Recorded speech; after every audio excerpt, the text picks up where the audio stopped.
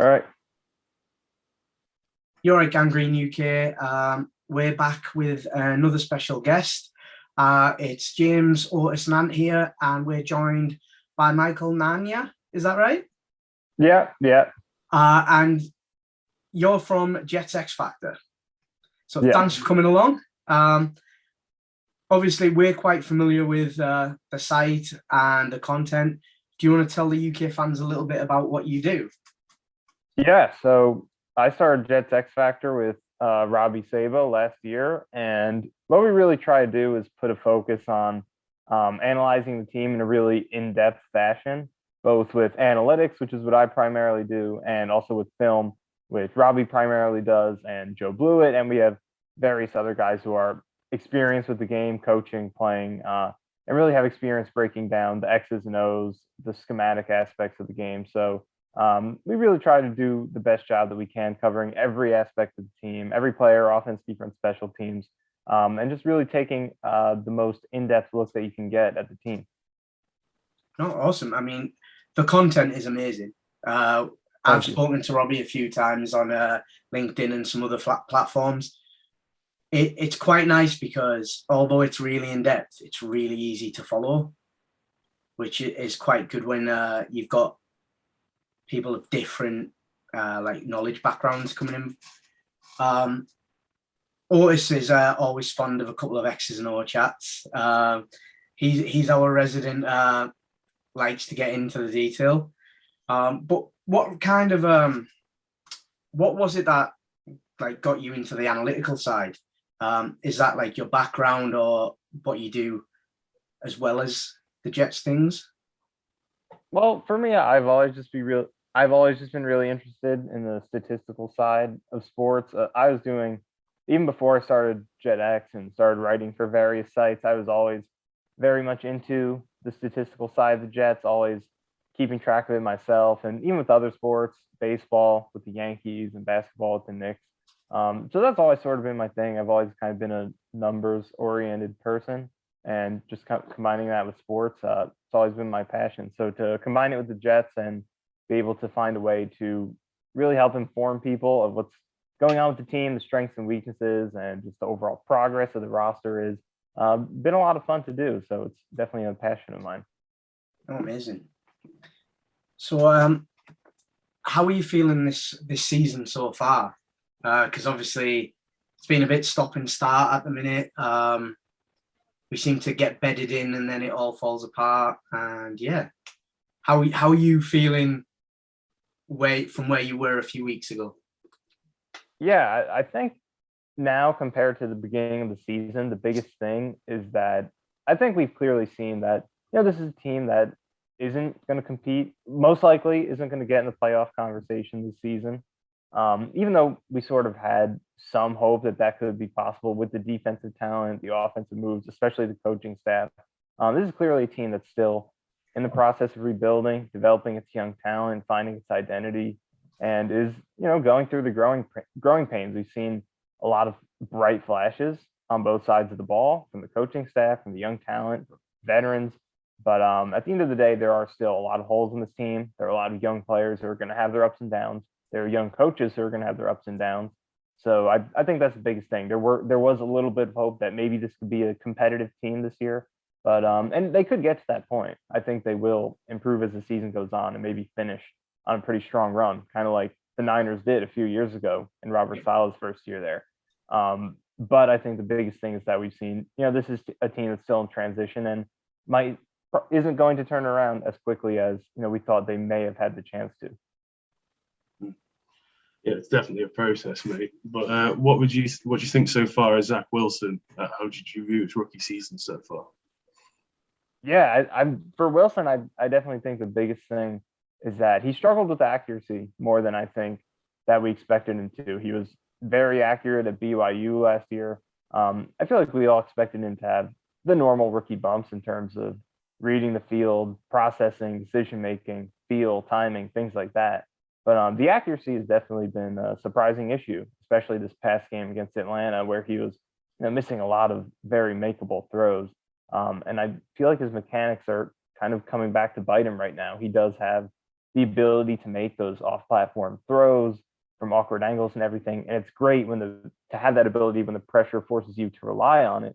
But to throw the way he does full time, we're not seeing great routine mechanics from him. And it's leading to him missing a lot of easy throws that he should be making. So I think that has been a surprising weakness.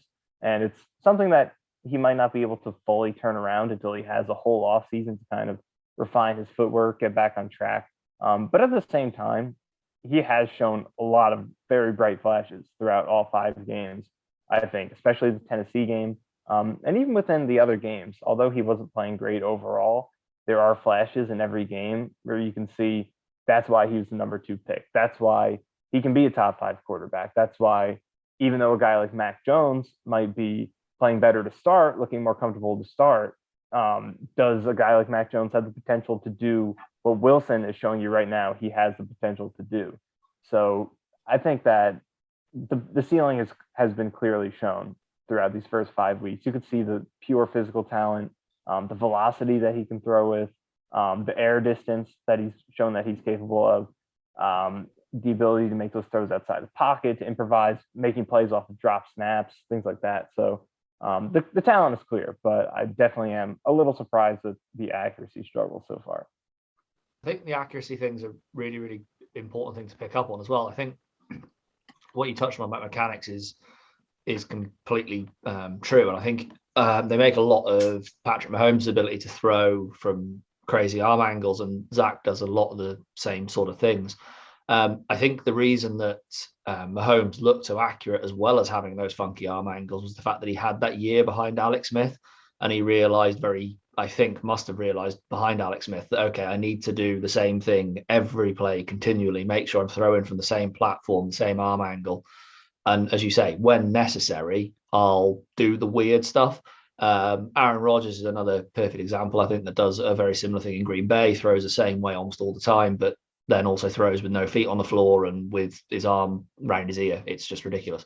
I think the bit that I think is surprising most about the situation with Zach is that he hasn't shown the footwork I expected. The footwork has been surprising. He looked fundamentally sound in footwork areas at BYU, even when throwing from funny arm angles, but his footwork hasn't seemed to have been as consistent in the NFL.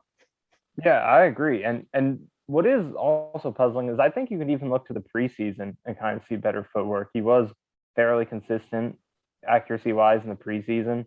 But yeah, I do think that really is what it boils down to. There are a lot of situations where he has plenty of room to step into his throw, kind of, just throw in a routine, traditional way. But especially in this Falcons game, like there are instances where he is pressured and he's forced to move, kind of adjust his set point, which isn't ideal, but he still in those situations had enough time to set himself and just step into his throw, get his back foot planted, front foot pointed towards the target. But he would kind of bring his front foot to the back instead of driving towards the target. And he would airmail a few downfield throws that he easily could make and is definitely capable of making. So the footwork for sure, I think, is, and from a mechanical standpoint, I think it starts in the lower half of his body more so than the upper half, I think.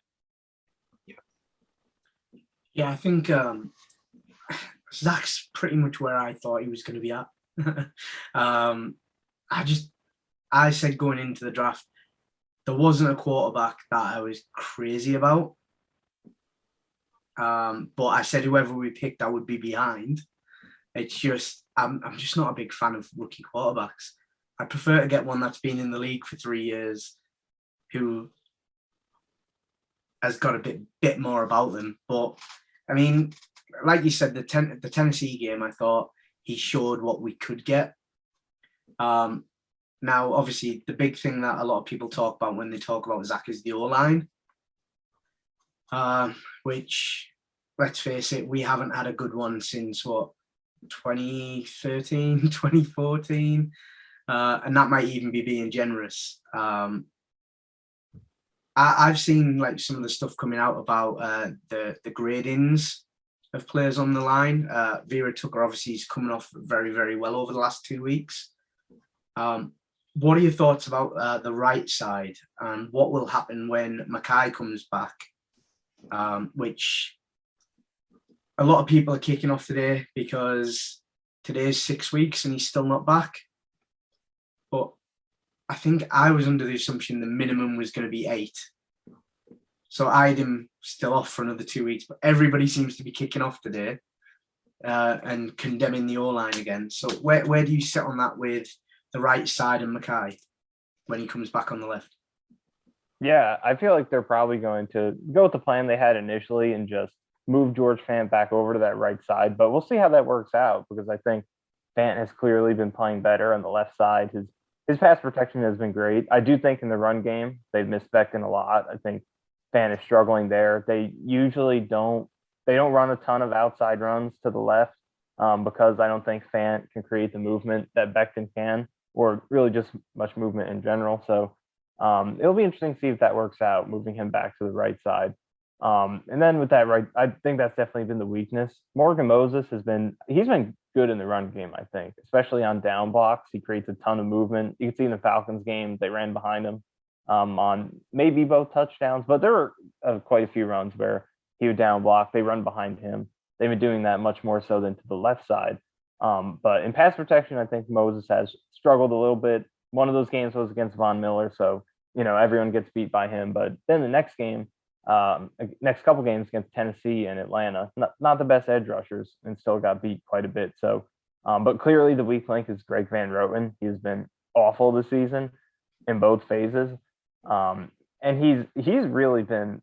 If there's ever been a stretch where the O-line's been struggling this season, whether it's pass game, run game, he's been a massive part of it. There have been multiple plays this season where there was someone open deep and the chance for Wilson to get the ball there was ruined because Van Roten gets beat and Wilson doesn't have the time to get it there. So he's been really bad, and that is clearly the biggest issue with the O-line right now. But on the positive side, AVT has progressed very quickly. I think his run blocking has been great from the very first game, but pass protection, he did start out pretty slow. First 3 games, he gave up 12 pressures, which is a lot for a 3-game span, but the last 2, he's given up 0. So he's really come a long way very quickly, and we'll see if he can maintain that. But really promising stuff with Elijah. How do you feel? Oh, sorry, go on. I was going to say, do you think that there is potential to consider putting Moses at right guard if Fant goes back to right tackle? I know it's something that a few fans had sort of suggested, being that he's such a good run blocker. Okay, pass protection is not great, but probably better than Van Roten's. Do you think he's got the ability to play guard if we asked him to? Yeah, this is an idea that I was bringing up before the season. I thought that was going to be the best way to allocate the talent across all 5 spots. I think Moses is capable of doing that just because of he's a power-based guy. I think he's strong enough to hold up in there. His run blocking would be great on the inside. And I think in terms of pass protection too, I feel like he handles power pretty well. It's the speed around the edge that he really struggles with. And we've seen the past couple weeks, that's all the pressure he's been giving up around the edge, not really to the inside or bull rush. Guys are getting around him and getting to the corner. And then at guard, I feel like you're going up against bigger guys, defensive tackles, plays into his strengths really well. So I do think that's a possibility. Is it something that I think they'll do in the middle of the season with Moses having never played guard in the NFL? I'm not sure if it's something they'll do, but that's definitely an idea that I think is very plausible. And with Van Roten struggling so much, they got to try something. They could look at the trade market, try see if they can find an upgrade. Maybe give Dan Feeney a shot, which I don't know if Feeney would be much better because this is pretty much the level Dan Feeney has played at in his Chargers career, where Van Roten is right now. But anything they could do to try to fix that would be huge. So I think the idea of Moses playing guard is definitely one that I was a fan of, but I'm not sure if they will pull that off in the middle of the season, considering he's never done it in the league before. I'm surprised they haven't given the kid from BYU a shot at the guard spot after bringing him in during preseason and sort of having him there and obviously his familiarity with Zach. With how badly Van Roten's doing, I expected there to be the opportunity for the kid to come up and potentially play. I think he's on our practice squad at the moment, but I'd have to double check that. And obviously he has the familiarity with Zach and what he's done before. Yeah, that would definitely be Tristan Hodge, I think. Yeah, I believe he's on the practice squad. So, that would be another way to go. It would have been great if Cameron Clark were healthy and been able to compete for that spot or show them progress in season to be promoted. But that injury was it's turning out to be kind of a killer right now. It would be good to have, especially with all the youth movement going on around the team. I think he would have fit right into that. Yeah, I agree. I was looking forward to seeing Clark play. Yeah, so that was a pretty big loss. Big kind of thing that a lot of people have been talking about as well is Conor McGovern in the centre.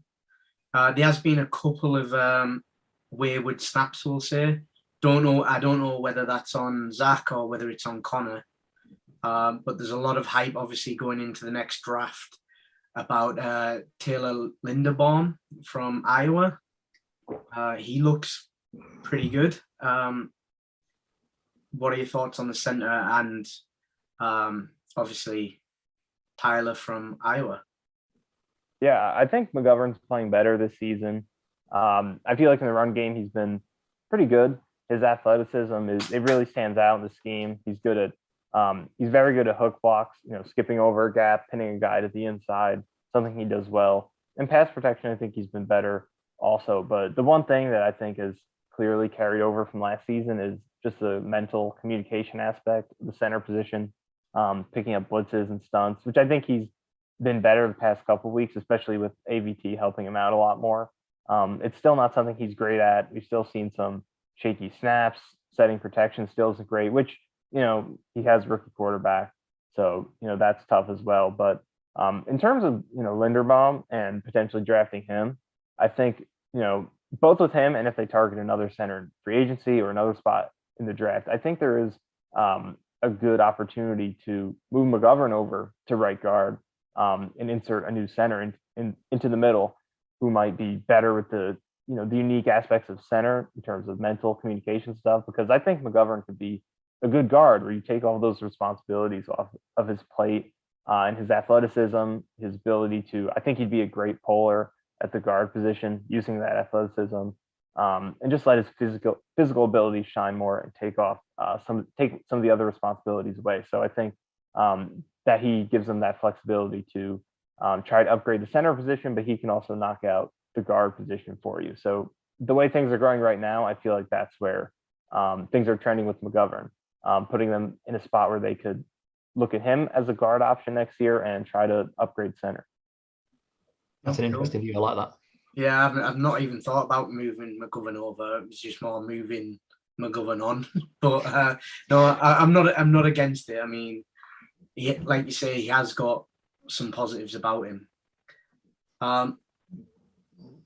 When we look at obviously our draft from last year, we won't ask you to grade anybody because we're 6 weeks in.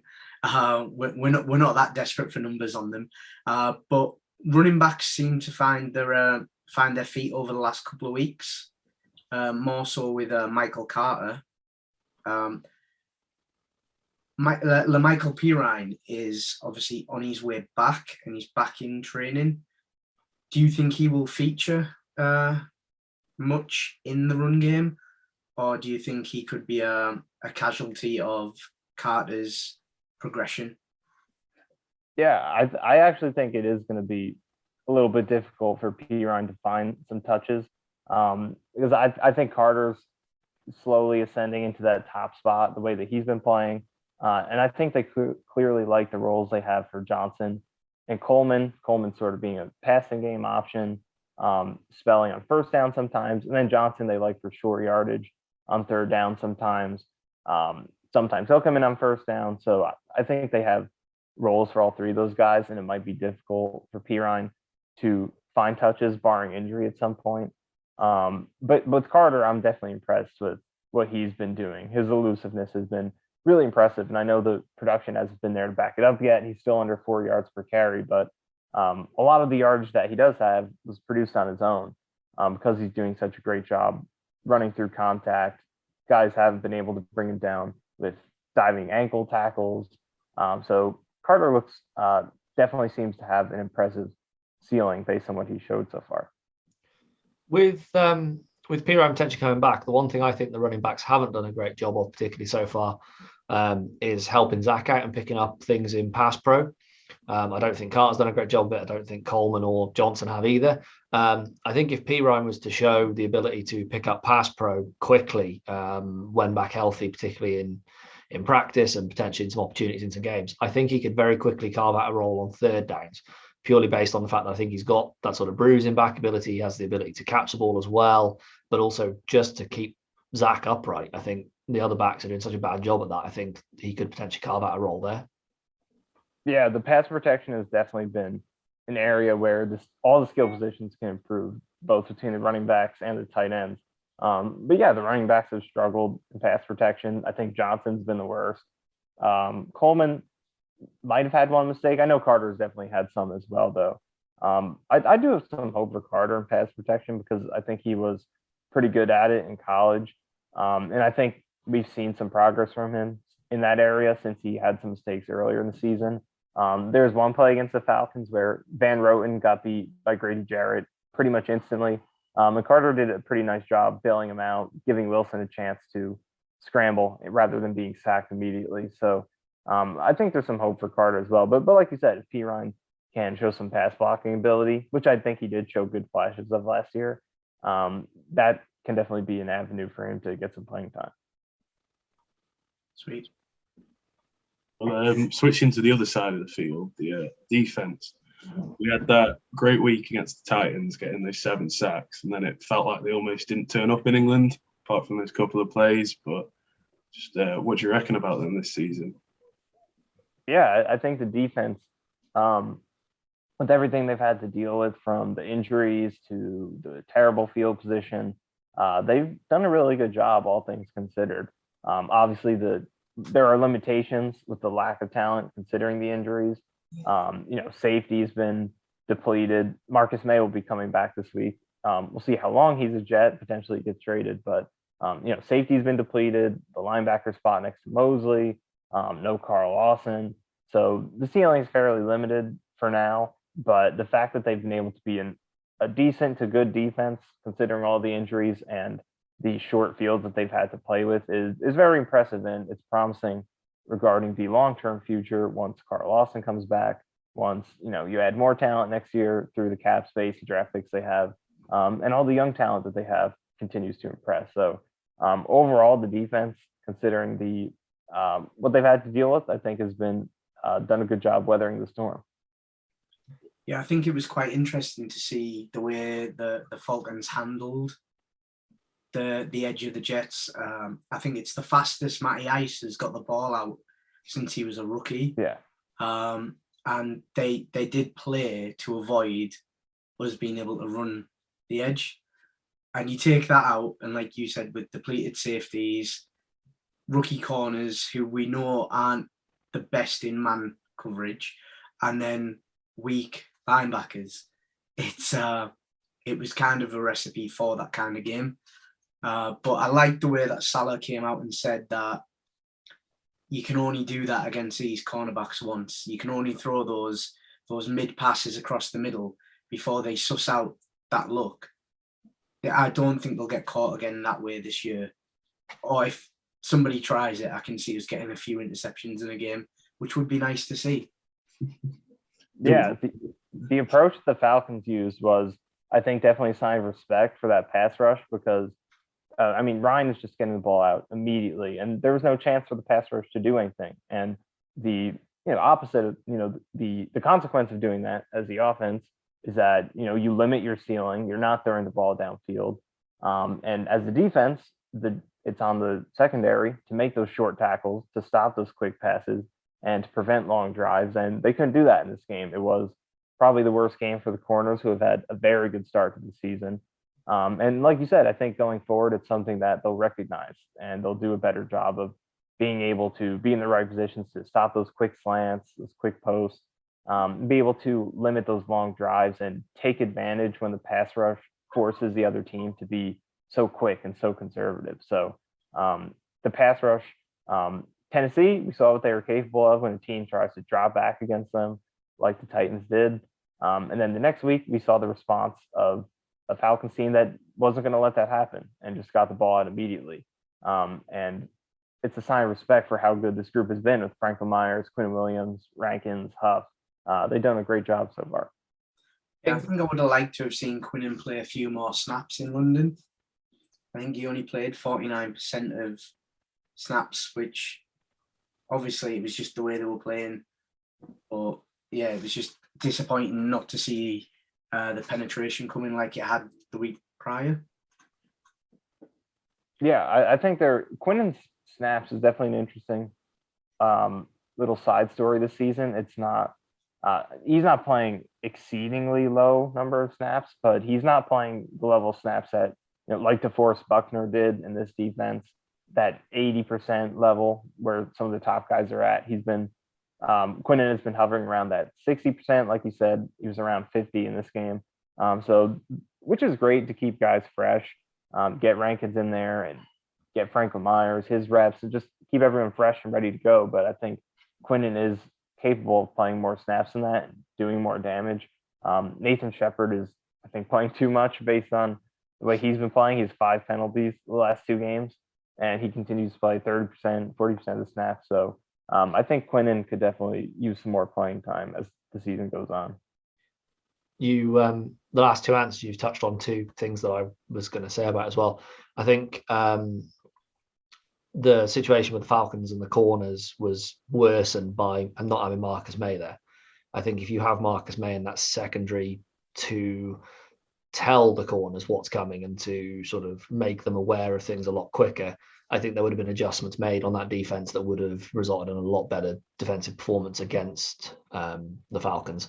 And on the Nathan Shepard point, I think he's playing because he's getting pressure, and he is getting good pressure.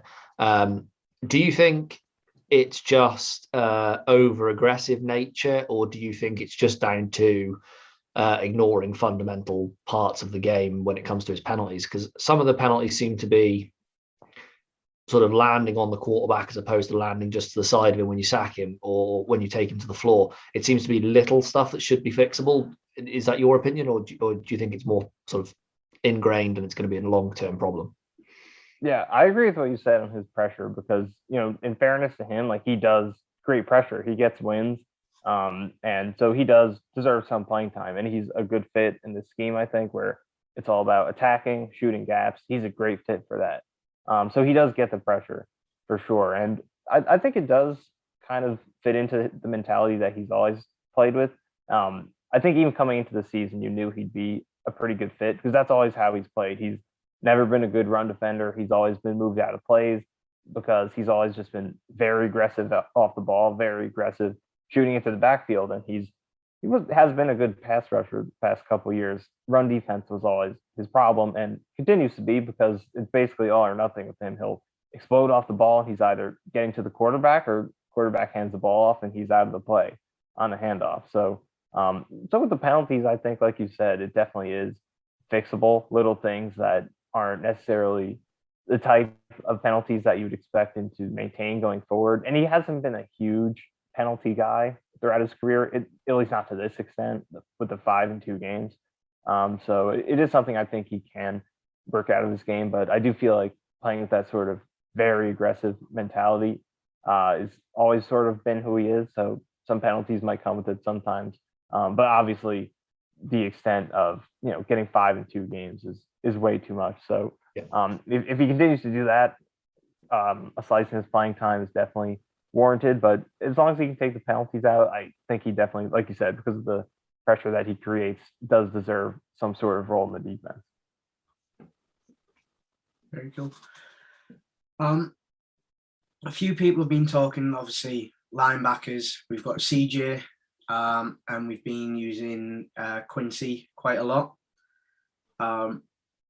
We've got Davis due to come back, and a couple of others, I believe, coming back from injury.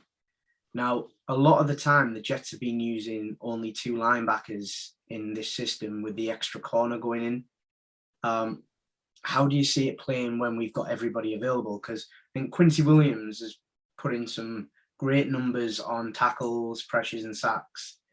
CJ has been very, very good, unless you listen to Pro Football Focus's stats, and apparently we should drop him. But then obviously we've got Davis coming back, who is more than capable of putting up great numbers as well.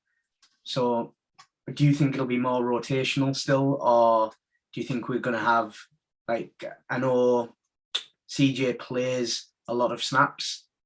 Do you see those numbers going down, or do you see others giving up and just slotting in with him? Yeah, I do think once Davis returns that he's going to slide into that starting spot next to Mosley. I believe Sal addressed it in his press conference the day after the Falcons game, and said that he is going to slide right into that role when he comes back. So I think Quincy will be that third linebacker because the past few games they've had, the two every down guys, Mosley and Williams, and then Sherwood has been that third guy playing about 35% on average between the three games. So I think that's what they'll do. And then Sherwood will probably be out of the defensive picture for now, mainly play on special teams, which I think is fine for him because he is making that transition from safety, and it's been a rough one at times. And I think he played pretty good against the Falcons. That was probably the best game. But he has been moved around fairly easily in the run game this year. And there have been some growing pains that have played a big role in the Jets' defensive struggles at times, both for him and Hamza Nasruddin. So I think that can be beneficial for him. And then Quincy Williams in that third linebacker role might be better for him as well because he's made a ton of big plays, but he's also made some mistakes as well, bounce those out. So in a smaller capacity of playing time, I feel like he could have the opportunity to maybe make the big plays more frequent while lessening the mistakes in terms of per play basis. So that's how I think that it'll go once Davis comes back. Him and Mosley start throughout the entirety of the game, and then Quincy replaces Sherwood in that third role. No, cool. I think that gives us a strong core of linebackers. And I think Yeah. the ability to rotate Mosley and Davis as well with Quincy, I think will help them both as well. I think at times we've seen some potential fatigue in the linebacker core, particularly later on in the games for the run stopping. I think if Quincy can continue to play well in that third linebacker spot, it will give us the opportunity to actually rotate the starting two linebackers a bit. It doesn't feel like Mosley's been off the pitch hardly at all these first few games. He seems to have played almost all the snaps, and I think that's okay for a certain amount of time, but I think at some point you're going to have to give him some sort of rest. Yeah, so that's definitely another thing you could do because I'm pretty sure he hasn't missed a snap this season. So it just to have two other guys that are capable, just to give them just to be able to have that versatility is definitely a huge plus. And even Sherwood can maybe find some snaps here or there. So the linebacker depth is a good thing. The depth is good, but we'll see if Davis can establish, because I think what Quincy was doing, has been doing in this defense is kind of what they pictured for Davis. Just get a really good athlete in there next to Mosley, let him fly around and make plays. And he's a different type of athlete compared to Williams. Williams is a fairly small linebacker. I think he's under 6 feet actually, whereas Davis is a very big linebacker. I think he's 245, 6'2". So different frames, but they're both very good athletes who have struggled with tackling, angles, some of the mental stuff of the position, but have all the physical tools in the world. And we've seen Williams show what a great athlete like that is capable of doing in this defense. So I think Davis can fill in similarly. We'll see if he can balance out making those big plays with also keeping the mistakes to a minimum. I think Davis really excited when we picked Davis up originally. What he showed in Detroit the first couple of years he was there, when he dropped, I think, 100 tackles both the first two seasons. He showed what he was capable of, I think, and the mistakes sort of started to creep in as they changed the defense to a 3-4 from a 4-3. I think it'll show to his strengths again, and I think the size of his hitting ability as well. Quincy's put in some good hits, and Mosley hasn't done a bad job of that either. But I think the one thing Davis brings is for running backs coming up through the middle and he gets a clean line of sight on them, they're going to know about it. I think there's going to be a lot of big hits delivered by Davis. Yeah, for sure. And I think he can help in the run game too, because, Quincy's done, I think, a good job going sideline to sideline with his hits, in the flat, in areas like that. But toughness up the middle, which you have in Mosley for sure. But I think Davis next to him, more so than Quincy, will give them a little bit more beef and size in the inside, which is important in this defense because the defensive linemen are flying up the field, not eating up as much space as they would in the 3-4 like we've seen the past few years. So those linebackers have to make plays, have to fill gaps. And Davis is built to do it. It's why he was drafted so highly. And the potential is definitely there. So I'm very intrigued to see what he does once he gets in there. Yeah, agreed. And probably looking forward to the rest of the season. What are your hopes? We're really just looking to stay competitive and see Zach develop. But what are you looking for in the rest of this season? And next week against the Pats, or this week even? Yeah, it's just about development, like you said, with both with Zach and the entire team. I think that's the biggest thing you want to see. And if wins come with it, that's great. But it's just, can Becton get healthy and show that he can take the lead? Can AVT keep progressing? And obviously, Wilson is most important. You just want to see improvement on his part. And then defensively, can the cornerbacks keep playing like this? Can JFM and Huff maintain the starts that they've had? So the biggest thing is just development, and you want to see wins. It's awesome if that comes along with it. Because if you're losing games, obviously you're still not doing something right. But the biggest thing, more so than wins and losses, is just the development. And I think where the wins and losses come in is like, just look at the Tennessee game and say Bullock makes that last kick and they tie, or the Titans, Henry breaks that one tackle on Guidry, he scores and they win. Even that changes the final result, but it doesn't change all the good stuff that already happened in that game, the way that Wilson played, the way that the pass rush played. So wins are great, and they are important because it is good for morale. Like, just think about how the morale was around this team, both from our perspective, looking at how the players and coaches reacted after that game compared to now. Wins and losses are everything in that regard. So it is important for sure. But the biggest thing is just, can you come out of the season feeling good about Wilson, feeling good about your young core, and going into next season in a, like a Chargers sort of position this year. The Chargers won 5 games last year, but they came into this season and you knew they were going to be a contender just because of what they established with their quarterback and their young talent. And then they complemented it with the assets that they had, with their cap space, with their draft picks, which the Jets have too. So I think that's the type of position you want to be in coming into this year, sort of like where the Chargers were last year. And that's not to say Wilson has to put up Justin Herbert numbers, but just similar in terms of, we didn't win a ton of games, but we're right there with a little bit more progression. The talent will add this offseason. So that's the biggest goal throughout the season, just development, evaluating players individually. Are these guys getting better? Can they be keepers going forward? So looking at this week against the Patriots, obviously we have to mention the fact that if we beat the Patriots, we go to second in the division. Might only be for a couple of hours, but we will be there. That for me must be the biggest morale boost that these guys could get, is to go into Gillette, put in a performance, and knock the Patriots down in the third. Doesn't matter for how long. That has to have a positive effect on the team. Yeah, for sure. And I think just for us to see them win in Foxborough for the first time in so long would be amazing, even if they're not the same Pats team. They did almost beat the Cowboys and Bucks, so they do have some capability. But yeah, I think this is the biggest thing I'm going to be looking at is Michael LaFleur in this game, because this is a big chance for him to show some growth after, this is his rematch against Belichick. He gets it very quickly, only 5 weeks later.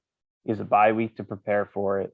So can he make some adjustments based on what he saw last time? Can he show that he's willing to adjust in game? Because I feel like he had a good plan for last game. He was ready for the aggression. He was ready to max protect, take shots down the field, and have counters for the blitzes that he expected. But Belichick didn't coach that way. He played conservatively, didn't blitz, and the Jets wound up taking shots with 2-man route concepts against 7 guys in coverage.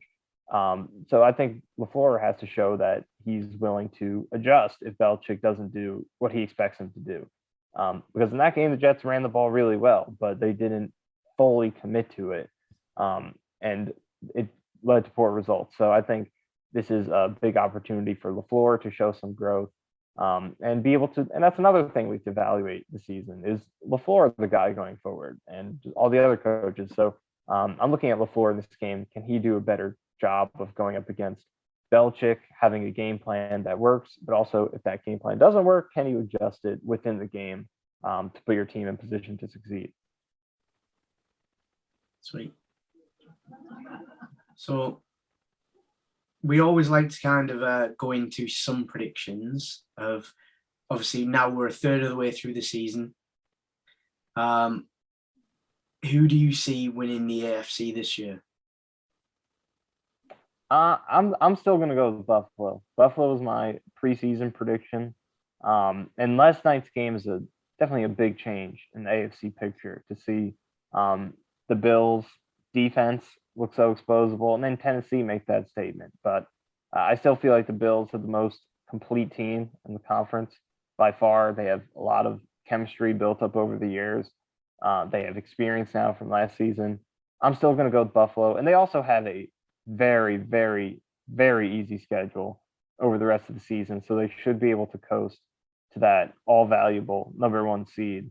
So I'm going to roll with Buffalo, but I also like the Chargers a lot. I think that even with their loss this week to Baltimore, I still think they have a really well-rounded team, but I'm going to go with Buffalo.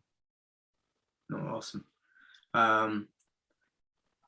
Yeah, so normally just before we close off, we ask our guests to send a message over to UK and European Jets fans. Now, normally it can be messages of hope, faith, or just a shout out to the fans of Europe. Would you like to do one for us? Yeah, I'll go for it. I mean, it was just cool to see the team over in London this year, and even like when they were back in 2015. It's always cool to see the Jets go over there, see other teams go over there, and just kind of feel that passion, across the pond. To see all the different jerseys and stands too. It's really cool to feel that passion for the game over there. I always give messages of hope. I feel like it's what I do best with this team is try to spread some optimism. I feel like there is a lot of reason to be hopeful about this team still, despite the way they've started. If you look past the record and you look past how tough it's been to watch a couple of these games to start the season, and you just look at the talent position by position, you look at the assets that they have going into next season, you look at the coaches and the people that they have in place, I really feel like this is as well set up as the Jets have been to compete for a sustained period of time in quite a while. They have everything lined up, quarterback, coach, all coming in at the same time, developing together. They have assets to supplement them. They have developing young talent at a lot of different positions. So it's going to take time. It's not going to be pretty this year. There are going to be more ugly losses for sure. But I think that you look beneath the overall product that we see this year and you just look at the individual developments of players. And it's clear that the seeds are in place for them to make that leap into playoff contention as soon as next year. I think not Super Bowl contention next year. I think next year can be playoffs and maybe Super Bowl beyond that. But I think the things are looking good in terms of the roster development and the assets that they have going forward. Oh, amazing. Wow. Yeah, it's we like the messages of hope. It just keeps us all kind of leveled. We're very optimistic as well. But thank you for coming on, Michael. It's been a pleasure, and hopefully we can have a chat maybe later in the season or maybe on the build up to the draft, and we can see if any of the predictions that we've had today come true. Yeah, but, thanks so much for having me on. No, it's been amazing. So Gangrene UK, thanks a lot for watching. Don't forget to like and subscribe, and we'll see you guys soon.